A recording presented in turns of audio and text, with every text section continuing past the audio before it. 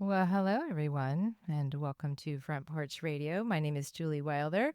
And yeah, I just had to play that track from everybody's favorite childhood, um, you know, show, Phenomena. It's a phenomena. And because I got to be Cookie Monster this weekend, and I got to tell you, the joy it brought me and other people that were looking at me, well, looking at Cookie Monster, um, it was a great thing. And yeah, I just want to kind of talk to you guys today. We just had the No Kings rally protest this past weekend on Saturday. And I was initially really bummed because I had to work all day. And then my teenager informed me, actually, the rally's happening from 10 to 12. And I was like, that's before work. So I got to go and donned my Cookie Monster, totally inspired by what the folks in Portland did. I mean, nothing says like we are not afraid of you, like showing up to a massive naked bike ride to protest the military, whatever Trump was saying about the Portland, which was, all of the things.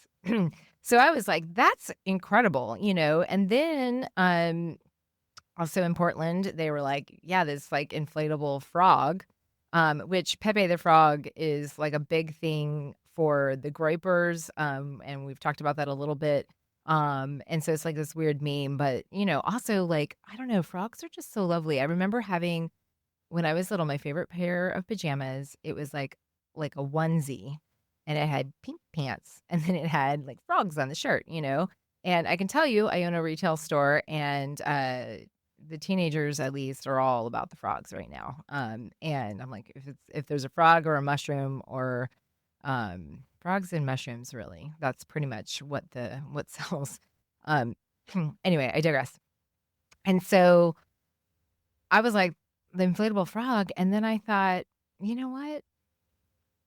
I really like this tactical whimsy that is going on, and I thought, what if you know, let's think about the optics here. What if we could show up as our childhood heroes at some of these things? Because as you know, I mean, the White House or the Trump put out a Top Gun style Air Force like dropping literal poo on American protesters, which was like the most pathetic and ridiculous way to try to pull focus. They're losing it tactically, I got to say. Um, and it didn't work. We didn't really care. We're just going to blow you off. But I want to read to you something that I wrote on October 13th because I had just bought an inflatable Cookie Monster costume for prankster purposes. And this is what I said. I said, imagine if authorities, quote unquote, were facing off with a crowd from Sesame Street. What if, Superman and Batman and Wonder Woman and Care Bears and Strawberry Shortcake and Mr. Rogers and LeVar Burton were all there? What if the ones bearing arms had to morally address their position by facing off with their childhood heroes and imaginary friends? Portland inspired me to see whimsy as a tactical strength. It's honest. It's a good absurd that matches their bad absurd. The fact that Portlandians were so unbothered by a threat of force that they showed up naked instead of in protective gear is swagger that a lot of mediocre people could never aspire to. And imagine if any uniformed group dared to use force against the gang from Sesame Street. The optics alone would wake up entire generations. We might collectively look the other way when they come for a neighbor, sad as that is, but come for Cookie Monster and you've gone too far. That is a line people will not allow to be crossed, right? So counterculture is about countering the culture. And in this case, the cult of war, which is fear, fighting, pitting groups against each other, demonizing people, right? And so using whimsy as a disarmament is a perfect playful counter that will warp reality by invoking the lessons we learned about community and care while leaning hard into the very wholesome whimsy they call woke, right? Because Antifa, which is what they're, basically they're like, oh, this is like an organized group called Antifa. Antifa means anti-fascist. And I am so far into the knowledge here that I didn't even realize that some people don't even understand what fascism is. The Nazis were fascists, okay? It's authoritarian regimes, and it's hell bent on genocidal type things, right? It's usually involves white supremacy, okay? So, um, or at least supremacy in some form. And so, um, like like Sesame Street was anti-fascist. I mean, because they were neighborly and caring and like, let's everybody diverse, like, I mean, basically, you know, it's just ridiculous. The whole like demonization of everyone thing going on. So I was like, well, what about if we just like forgot about protest chants and turn it into a sing along to invoke the principle of doing what's right and good by our neighbors, right?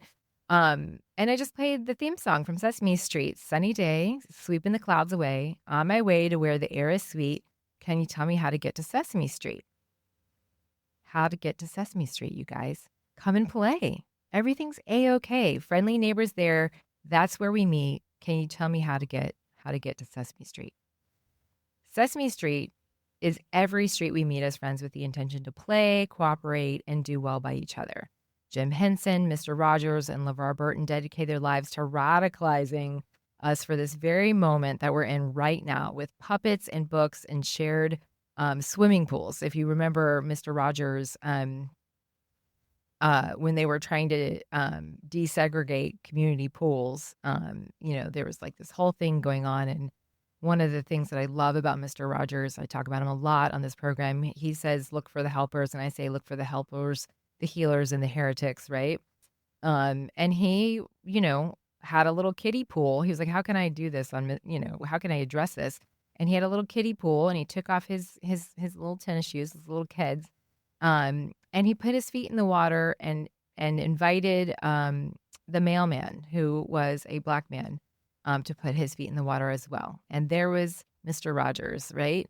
And so they, like that is like oh, it's just like chef's kiss, right? And so we can reject a Civil War like fever dream by like these toddlers with these big bank accounts, right?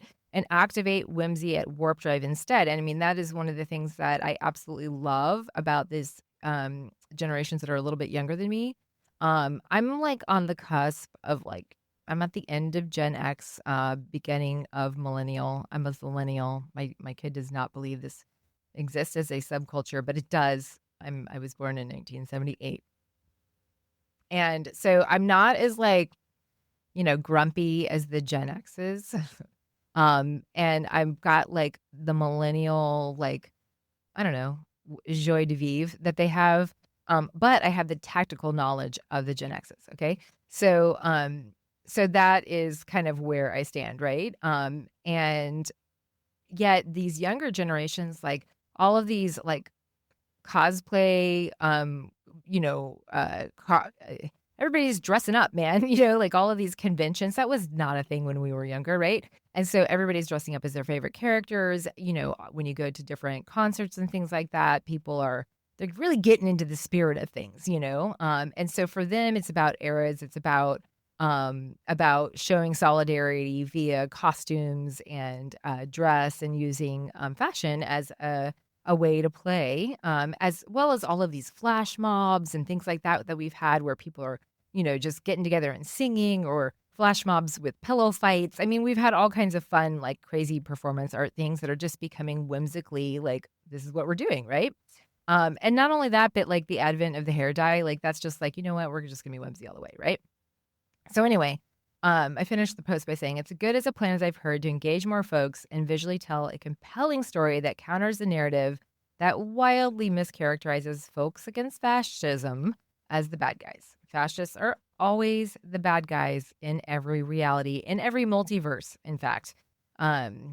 Anyway, so I did that, and I bought the dang costume, and I got to tell you, I wasn't thrilled with the price. I don't know if it was just like jumped up because it was pre-Halloween, or because of tariffs or whatever, but I was like, it's the least I can do to fight fascism. And so I I got the costume and I did not even try it on before. We literally parked. By the way, it was excellent parking downtown. Like if you thought, I was like, we're gonna park at Spiral Circle and walk over.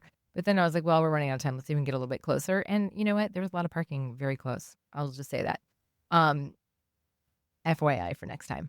And so we got up there and I'm literally putting this thing on like on the sidewalk, right? And it was very fun and interesting to get inside of this thing. And I was like hobbling a little bit because I didn't know how to pull up the costume quite right yet. Anyway, but one of the funny and things about it is that everybody there who saw me was like Cookie Monster. You know what I'm saying? Like, and I'm all about the inflatables. I saw some people with just like chicken leg inflatables and but their upper torso wasn't in it, and that's hilarious. It looks like they're riding a chicken. There were so many good inflatables there, and I was super happy to see that. But I really like the idea, and I'm throwing it out there. You can just join in. But bringing it about the childhood heroes, the ones that taught us, how to care for each other, how to be in community, how to be friends, how to be neighbors. I think it does something on multiple levels. One, it brought joy to the people that were around me just by seeing me in a Cookie Monster costume.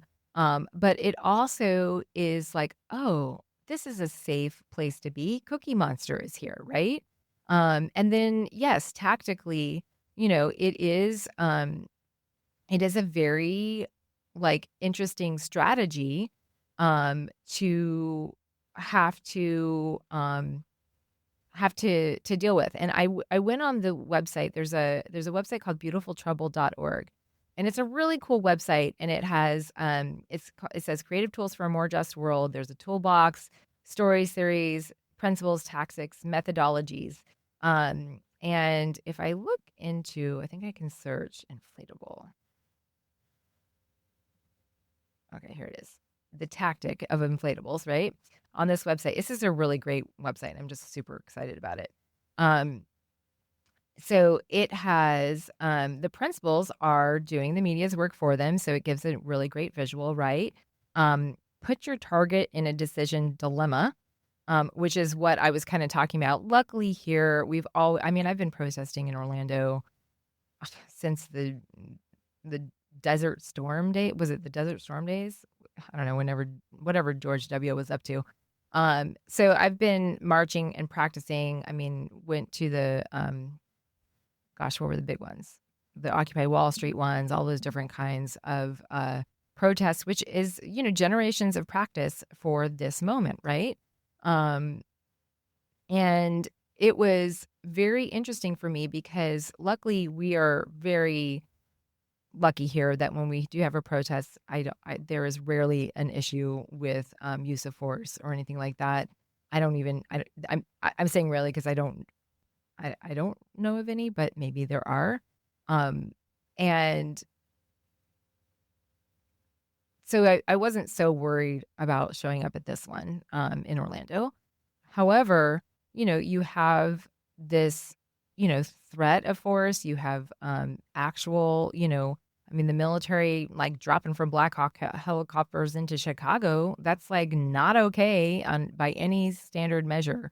And then, all of these like fever dreams that they're having about invading democratic cities and states. Kind of wild times right there. But think about the people that would be in those armed forces that are, having to look at a crowd and having to look at Big Bird or Sesame Street Cookie Monster or the Count or somebody dressed up as Mr. Rogers or, Superman or Batman, all of these childhood heroes who are always protecting their neighbors, who are always protecting their friends, right?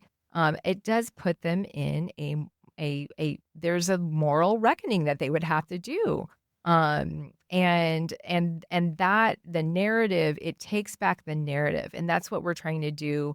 When Gavin Newsom started, mocking the way Trump posts and started basically mimicking it by which was mockery. It was like, yes, finally, somebody is is flipping the coin, flipping the narrative, right? Because one of the things we can hand it to this current sitting president, he is really great at trying to pull focus and using um, just ridiculousness as a form that's his tactic, right? Is to be as ridiculous and outrageous as possible. And like, like it's like, how is the Onion supposed to continue to write now that the satire is already being written by the person that you're trying to target? So the tactics that we might have used in the past aren't really working, but something like an inflatable costume, any kind will do, but really, really hearkening back to our childhood heroes in our signage, in our like that takes, I mean, he's trying to paint all people that are protesting him as enemies of America, as terrorists, as Antifa, which is, I will say, yes, a lot, and most people in America, including a lot of his followers, are anti-fascist. Fascism is not cool. It has never been cool. The biggest anti-fascist costumes out there are worn by our military because we fought in World War II. You guys, we helped defeat the Nazis. So so yeah, that is what I was doing this weekend, and it was so interesting because um, my kiddo was like, she was like, "Mom's in her own blue bubble." Like, I was literally in this blue bubble of a Cookie Monster suit. And I was definitely having a different experience than most of the protesters. I'm going to give you some pro tips if you're going to get a inflatable costume. First of all, there's this thing that they're hot. Not really. I mean, sure, like it was best standing in the shade, but so is like standing in the shade even without a costume on. But there's a fan inside that I didn't realize. I hadn't looked at it because I was like, I should have done a trial run. Anyway, the fan was pointing down most of the time, and that's what keeps it inflated. And about, I don't know, 75% of the way through the entire protest, I was like, oh man, I could turn this fan up and point it at me.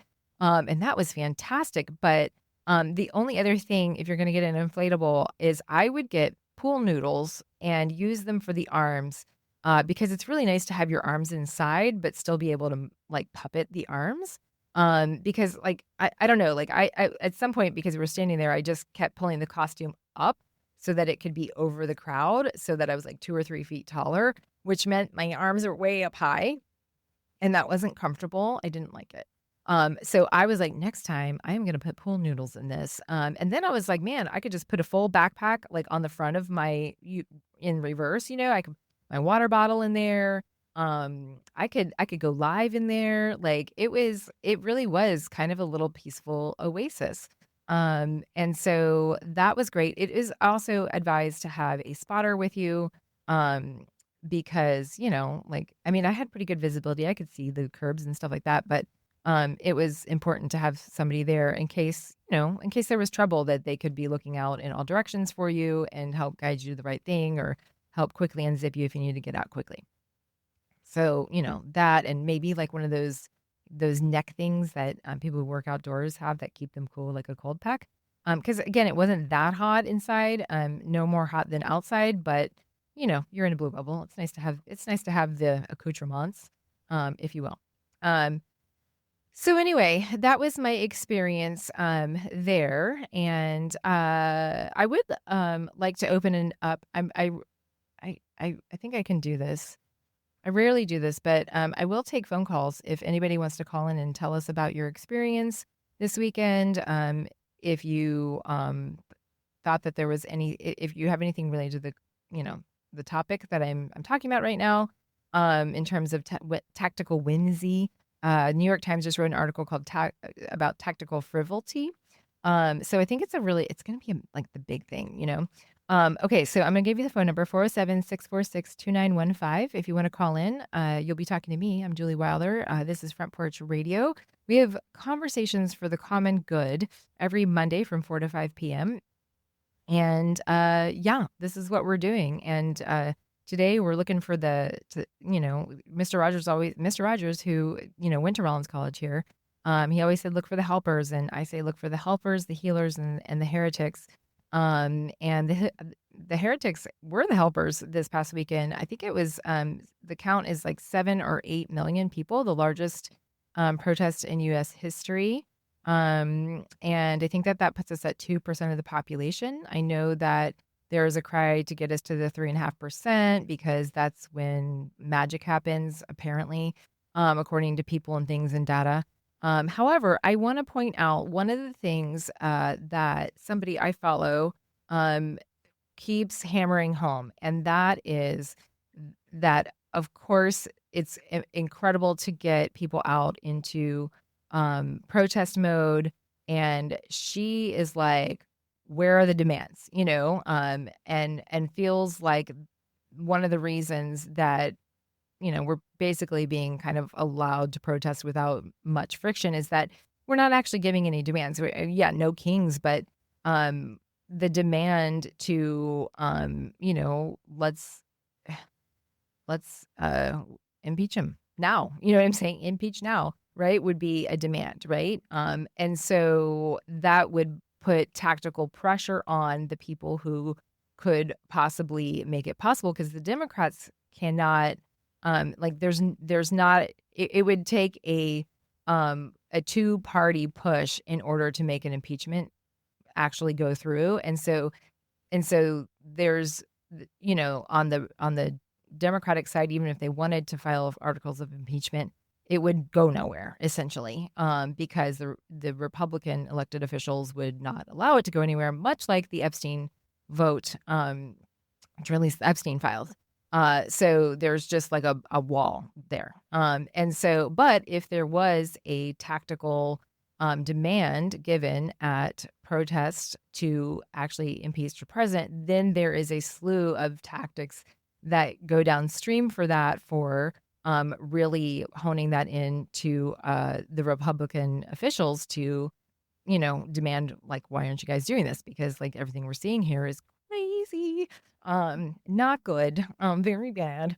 And so anyway, but the good news is, one of the things that I have kind of figured out as a process of, so anyway, here my Sharon's, like, my friend Sharon, who is like, protest, like, it's great to protest, go out, have fun, sing kumbaya, feel good to be with your friends, and being joy as resistance is amazing. Here I am with my Cookie Monster costume. I'm in it, right?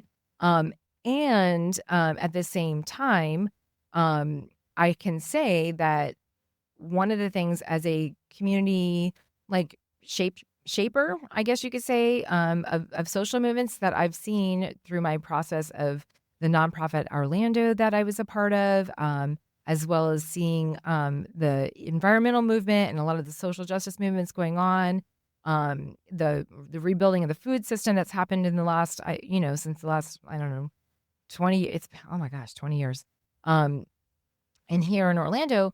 And that was that I realized very early on that if you want people to become active and engaged and tactical with you, you got to throw a lot of parties first. And that was the case. One of the ways to throw a good party was when the Audubon Park Community Market was found. Get people there, they're singing, they're dancing, they're eating good food, they're feeling good about themselves, they're supporting a local thing. And you throw enough parties with the idea that we're going to have, a photo booth where we're, talking about what our favorite thing in Orlando is. Excuse me. I got a frog in my throat. Is it Kermit? Anyway. And so, like, it takes a while. You have to throw a lot of parties for people, like, we are in a consumer paradigm. And so people need to be entertained and wooed and, sung some songs and, like, feel like just like those feel good things for like 12 or 15 or 20 times before they actually are like, I wonder what I can do, like, I wonder if I could start a business, or I wonder if I could do this, or I wonder if I can do that. You see it happening, you're at the parties, you're celebrating it, da da da da da. And then at some point in that process of being thoroughly entertained, you have a certain percentage of people that are like, maybe I want to do something myself. And what is that? And where do I fit in? And some of those people connect with like already existing organizations. Some of those people start their own thing. Really the methods don't really matter after that. But the process of engagement, unfortunately, in many ways, is like give the people something to feel good about, entertain them, make it fun, make it a party, and don't bring the heavy stuff in right away, which is hard because here we are in a heavy environment, right? And so that's what I kind of see happening with these No Kings protests, the series of them. There is another protest planned for the November 11th protest in DC. I'm going to Google it real quick. And let's see. Of course, you can't even Google things anymore and find it. November 11th protest, they are making demands. They are saying remove and so it's a thing to march on Washington. I'm gonna try to find it because I'm gonna Google better. Hold on. There. Of course, it's saying there's none. I'm gonna find it. It was I said on this comedian Cliff Cash. He's like super outspoken, and he's like, okay, it's called Remove the Regime. It's impeach, convict, remove. Impeach, convict, remove. Those are the demands. That's what we need. So on 11/22, it's talking about congressional visits, a rally, a march. There's going to be live entertainment. It's over the weekend. I had the days wrong, 11/22. I'm dyslexic with numbers, y'all. It's 11/22, not November 11th. And so this is November 20th to 22nd. It is being put together by 5051, the Removal Coalition, Citizens Impeachment, a bunch of different people, organizations are coming together. And it's not a 50-state protest. It's time to flood DC. And so this is a march on Washington, essentially called Remove the Regime. And it's impeach, convict, remove. Impeach, convict, remove are the demands. And so I like the fact that there are some actual demands behind that one. And maybe the rest of us are ready. We've been entertained enough at these joyful rallies where we feel good about getting out there, exercising our democratic rights to protest and to do it. And honestly, I'm all about the fun and the joy, and we can do that anytime. And I think it is incredibly good to do that. And so I'm actually been diving a little bit into some of these tactics. Somebody gave me a book by L.M. Bogad, I think is his name.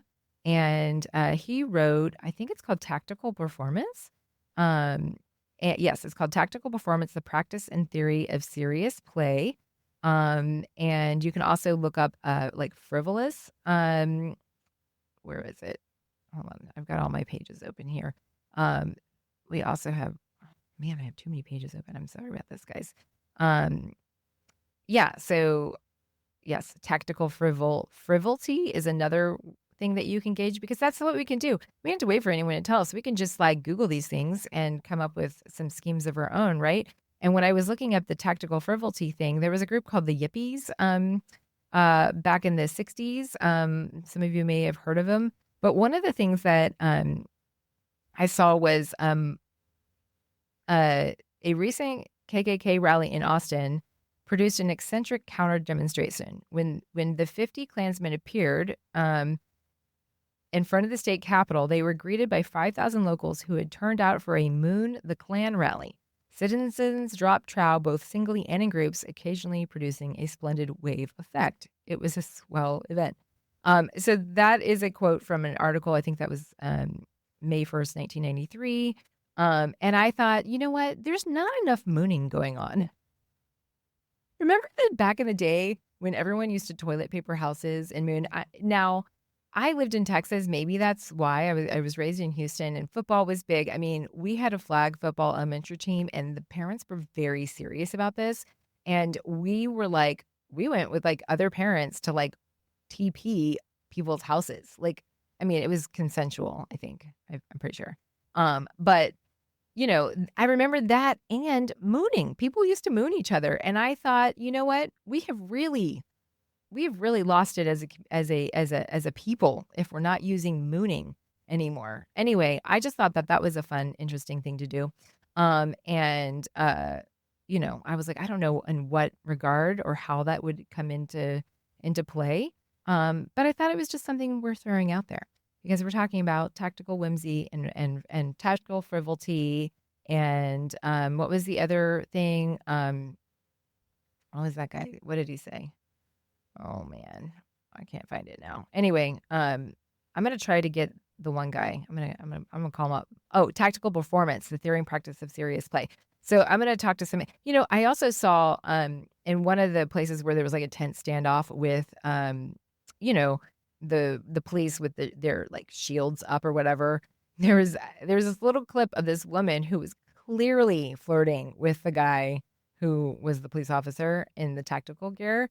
And, she was just like, up in his shield, but she was totally like flirting with him in a way that like completely disarms the person, right? I mean, I'm just saying there's all different kinds of ways to de-escalate situations. Showing up in inflatables as Cookie Monster, that is an inflatable de-escalation tactic, okay?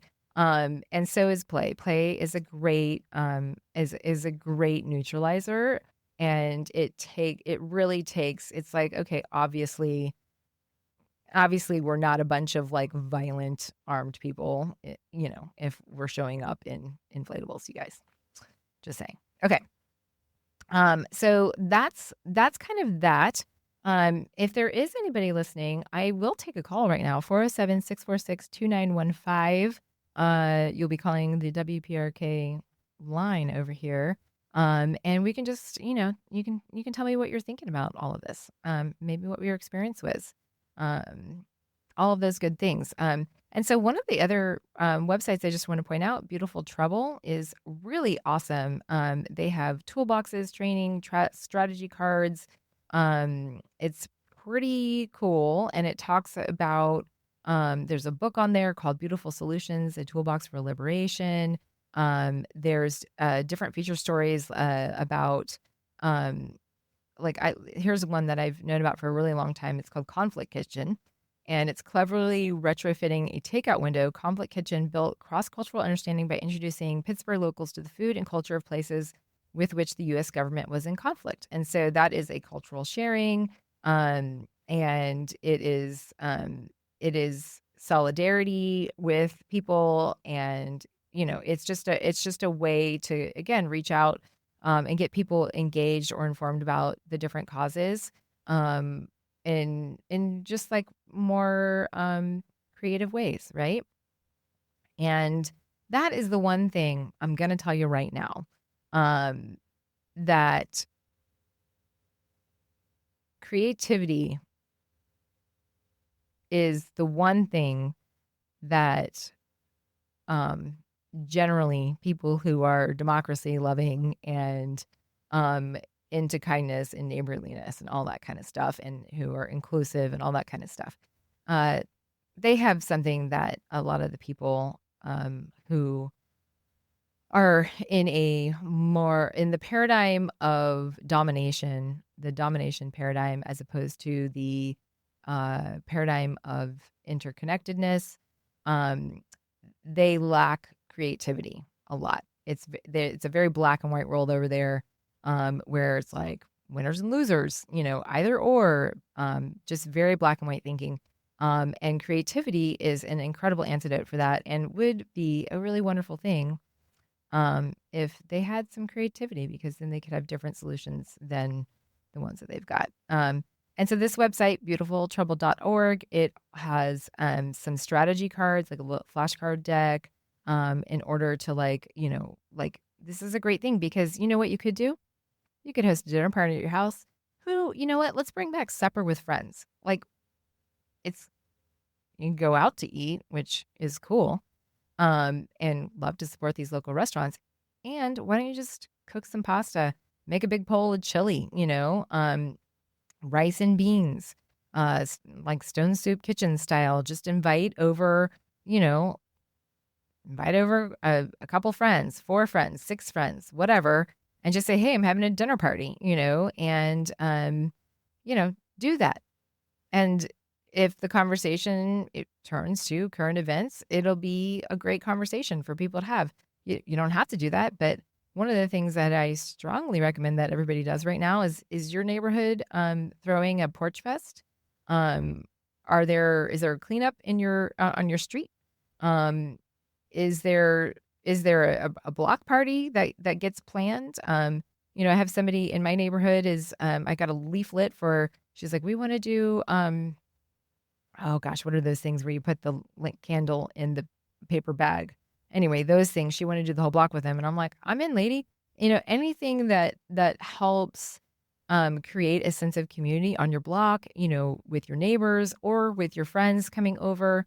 But I really think that there will be an increase of house parties for the purpose of building community, seeing where the mutual aid is, just touching base with what is reality like, since the reality seems to be being denied from the top levels. And so just, not as a way to be like, okay, and now let's sit down and have a tactical discussion. No, you can't just come out the gate with that, which is why, you can start now with just dinner parties and inviting people over and making it intimate and just, having more intentional friendship time.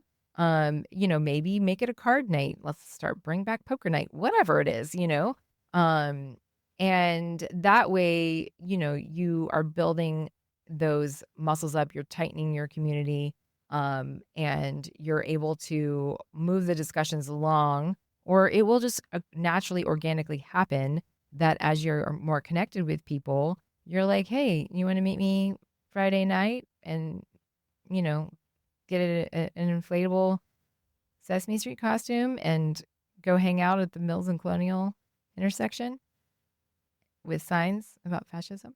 You know what I'm saying? There's all kinds of things that could happen. It's good. Anyway, so Beautiful Trouble is great.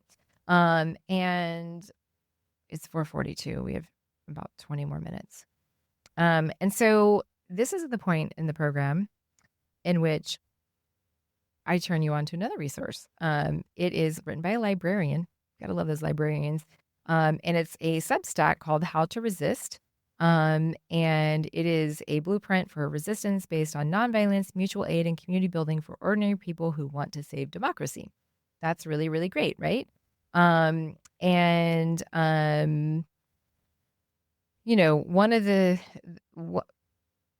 of the things that she points out, and I'm going to quote this blog post, it says, I think it's safe to say that we have mastered protests as a form of civil resistance. It's clear now that we can muster hundreds of thousands, if not millions, we've mustered 8 million, 7 to 8 million, of participants into the streets to visibly dissent and demand change. And this is something we are getting very good at. And there is a much smaller number of folks who have stepped into the realm of civil disobedience, which is, i.e., willfully and nonviolently violating laws and statutes in order to defy unjust laws or to draw attention to injustice. And so that is a slight switch that we get to. The difference between this is like the difference between dissent and refusal. So refusing to participate is important, but then actively dissenting is true. And I want to encourage people to just practice being opinionated, practice saying out loud the thing. I recognize that I've always said things out loud because I'm just kind of like that. But I also realized that one of the things is I've never been married. I'm not trying. I don't care what my parents think about me. I don't have in-laws to worry about what they think about me. Um, and so I just kind of speak up because I'm not so worried what people will think about me. Um, and I got to tell you, it's kind of a great way to live. And I do so respectfully. There's a high degree of respect on my page when I'm speaking my opinions about things. And so like it's like, I was thinking about it um in terms of, one of the things that one of the tactics of authoritarianism and fascism is to basically create enough fear that people will just what they call comply in advance, which is basically I'm not going to say anything. I'm not going to speak up. I don't want to wave a flag that will alert them as to the fact that I'm a dissident or whatever, because you have this imagined future in which they're the time that you say something on social media is the thing that's going to get you in trouble. But like they have the voter rolls, they know who the Democrats are.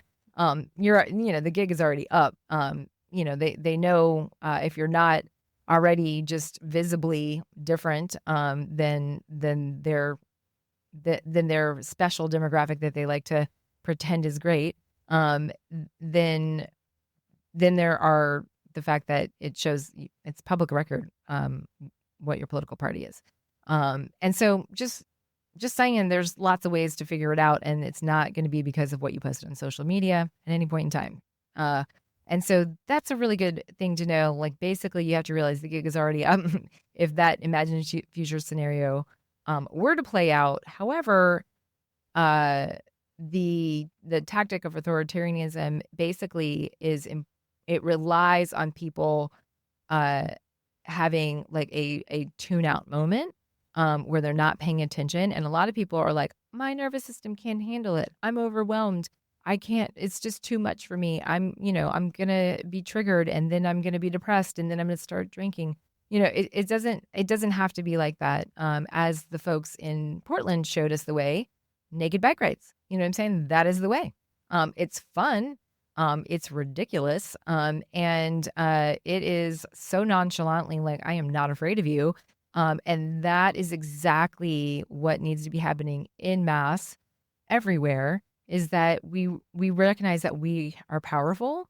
And there and people who want peace and democracy and diversity far outnumber the people that don't. Just a reminder. Okay. And so anyway, anywho, I'm going to go down this. She's got a bunch of examples of non-compliance for ordinary folks, because for some of us, this is our first rodeo and we just don't know what the playbook looks like. And we don't know, like, what are the things that we can do? Like, our imagination isn't there for it. So I'm just going to kind of cherry pick through this list, but it's on Substack and it's called How to Resist, compiled by a librarian. We love librarians. One of them is choosing not to engage with regime-aligned media. So unsubscribing, blocking, and avoiding sharing content from these outlets and supporting independent journalism. Thank you so much for tuning in right now to WPRK. This is as independent as it gets. Let's see. Refusing to self-censor under threat or pressure, especially people in positions of privilege, authority, or leadership. Yay, that's a great one. Hosting spaces where the truth of what is happening is verified, shared, and discussed. Again, it doesn't have to be a terrible thing. It can just be a potluck where you play, what is it? 2 lies and a truth, or 2 truths and a lie, whatever it is. You can just make a game of it so that everyone's like, learning. So another thing is refusing to participate in surveillance or data collection, questioning what data is being gathered and why, opting out. Like, I went to the No Kings rally, but I was not about to get on the mailing list. I'll tell you that. That is a good one. Of course, on another end, providing shelter aid to targeted individuals, offering housing, legal aid, or transportation to those facing deportation, surveillance, or violence. reporting ICE activity through apps like IceBlock, or on Reddit, sharing fact-check news from independent sources like factcheck.org, fact, factcheck.org, um, um, organizing neighborhood defense or safety networks, forming local groups to monitor threats, share resources, and support vulnerable neighbors. That is like one of the more advanced tactics, and the groundwork for that is the dinner party you're going to have in the next couple of weeks. Block parties are great ways to know your neighbors, and when it's time to organize, maybe it'll be 6 months from now, maybe it'll be 3 years from now, maybe it'll never happen because we've all spoken up enough. But yeah, there's a roadmap to that, and it starts with just being friends, right? Delaying or obstructing harmful initiatives within institutions using bureaucratic tools such as slow paperwork, raise procedural concerns, or demand reviews to stall unjust policies. Basically, um, tactical incompetence. I love that. She also gives a link to Simple Sabotage Field Manual from the Strategic Services, which was basically a field manual for all the ways in which you can have tactical incompetence. Other ways you can do it: investing in cooperative or community-owned alternatives, shifting spending to worker-owned businesses and local food co-ops. This is something you can do all the time. Using encrypted messaging apps to avoid surveillance and protect privacy, creating community libraries, backups, or archives of materials that document the truth, reading and showing banned books, including marginalized histories in public discourse, refusing to participate in state-sponsored events like Trump's military parade, things like that. Let's see. Refusing to comply with unjust laws and practice civil disobedience, engaging in nonviolent resistance, sit-ins, blockades, or symbolic defiance while being clear about demands, outcomes, and goals, supporting striking workers by donating to strike funds, amplifying their demands, refusing to cross picket lines, leaking unethical practices safely and legally, using secure platforms, or contact investigative journalists, knowing whistleblower protections and legal risks, all of those kinds of things, correcting misinformation when it's heard,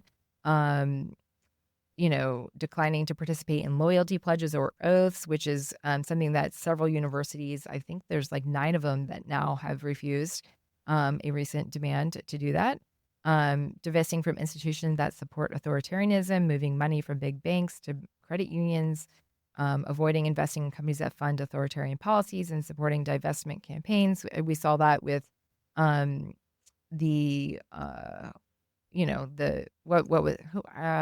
whenever they fired, who was it, Jimmy Kimmel, and everybody canceled their thing. Go everybody, good job. So there's just, another thing: starting a Substack, blog, zine, or podcast that challenges regime narratives and further amplifies the truth. Those are things that you could do. You don't even have to go. You don't have to start a Substack. Those of you that have not said anything online ever, about hey, not cool with what's going on, just try that. Just be like, you know what? I'm really concerned about what's going on here. And I just wanted to say that because I think it's important that we say that we're concerned about what is happening in this world right now. And use your own voice and just start small. It took me years to be able to, host a whole hour radio program talking about all these different tactics and things like that. So you don't have to be like me, but you got to start somewhere. And I promise you, I started somewhere and I made a lot of mistakes and I learned from them, and I'm the better for it. And so is our community whenever people can speak out. That's the other thing is showing dissent and showing pride, right? So one of the tactics of the recent erasure of all of the pride symbols on the sidewalks is, okay, well, I'm gonna paint a rainbow on my building or my private property, or I'm gonna make sure I'm flying a rainbow flag or whatever. So you can do that, but you can also, buttons, stickers, all kinds of swag, posters, all t-shirts, that visibly show dissent. I'm not cool with what's going on out there. And when people see that over and over again, it makes them feel more safe and secure to also say that. So yeah, she's also got links to how like helping people leave MAGA, bystander intervention, 30 ways to support people in need of shelter. It's a really great little Substack called How to Resist by a librarian. We love the librarians. Other resources that I've talked about, tactical performance. I'm going to see if I can reach out to the guy who wrote that and see what he's got to say. But also beautifultroubled.org. That is just a fun website to just kind of walk around, not walk around, poke around. Yeah, you're going to poke around it. And you'll learn tactics, principles, theories, methodologies, and find one that's right for you. Not everybody is built the same. And some of the things on there will inspire you, I promise. Anywho, it has been a great Front Porch Radio. I had a great weekend, and I just loved being my Cookie Monster self in my blue bubble at the City Hall, and it was great. Great to feel the vibes because I didn't get to see much, and be with my neighbors, hanging out, doing the thing, because this is the least. It's literally the least we can do, right? So I'm going to go out on one of my, since I started this with Sesame Street theme song, I'm going to go out on my other favorite song from Sesame Street, and it's Cookie Monster, of course. And it is Me Lost My Cookie at the Disco. And I just wanted you to know that you really, if you could just, you can find this on YouTube. You really need to watch it. I'm just going to play the song for you, but you really need to watch it. And I encourage you to do so because it will just bring a smile to your face. But I do want to say thank you so much for tuning in to Front Porch Radio. We also have a Substack where I post the show. So if you missed any part of this and want to hear it, or if you want to listen to past shows, we just had Charlie from Orlando O-Town Composting was on last week, and I just posted the show. Next week, I have Vincetta coming on. She is an incredible poet, local poet. So we're going to, next Monday at 4 p.m., that's going to be happening. But stay tuned to WPRK. We have Gulf of Mexico coming on next. I did it right, even though I screwed up. Okay, here we go. I'm gonna go out on Me Lost My Cookie at the Disco because it's that kind of a day. Let me turn on the thing. Here we go.